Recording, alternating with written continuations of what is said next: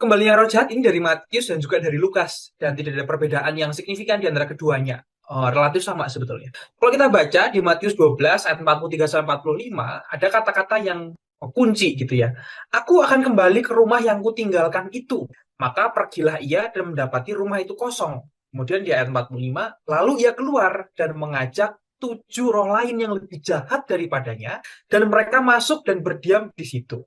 Nah, mungkin ini fun fact sedikit ya, bahwa di Injil Matius ini kan sempat muncul ya dalam film Kuasa Gelap di tahun lalu mungkin. Tapi ketika kita belajar pada hari ini, justru kita akan menemukan tafsiran dari Santo Agustinus dari Hippo yang menyatakan bahwa barangkali jiwa kita itu sudah lebih buruk daripada sebelumnya. Jadi roh-roh yang kita bicarakan ini bukan berarti roh yang artinya iblis atau setan gitu yang kerasukan, tapi sudah masuk dalam bentuk yang lebih tersamar, subtle bahasa Inggrisnya. Untuk yang pertama, dari Jerome Biblical Commentary mengatakan bahwa orang Yahudi itu sudah kedatangan pemerintahan yaitu Yesus Kristus, hingga kuasa iblis itu dia bisa singkirkan. Tapi problemnya adalah orang Yahudi ini belum menerima kuasa Tuhan. Maka tidak ada yang dapat terjadi kecuali invasi yang lebih kuat daripada kekuatan iblis. Nah, dalam hal ini iblis itu kan memang secara harfiah memang iblis itu memang roh jahat gitu. Tapi tafsiran dari Jerome Biblical Commentary kalau kita tarik dalam kehidupan sekarang yang lebih relevan adalah roh itu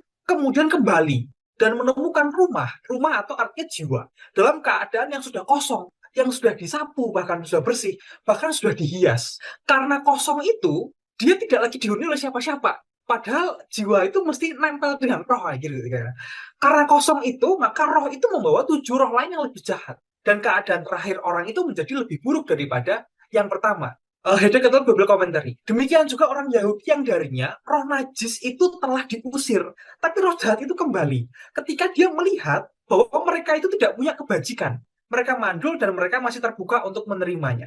Nah, jadi ada suatu bahaya yang cukup besar ketika kita bertobat, ketika manusia bertobat, ketika kita berhasil membersihkan diri dari roh jahat itu, entah sifatnya adalah kelekatan, entah sifatnya nafsu gitu ya. Tapi ketika sudah dibersihkan, kemudian kita membiarkan jiwa kita ini kosong. Padahal jangan, mestinya kita tepat-tepat ya, kita cepat-cepat untuk mengisi kembali dengan roh yang baru yaitu Roh Kudus. Nah, itu Agustinus dari Hippo. Kalau kita sudah mengajukan pengampunan dosa melalui sakramen, rumah dibersihkan, tapi Roh Kudus itu harus menjadi penghuni yang baru yang diperlukan.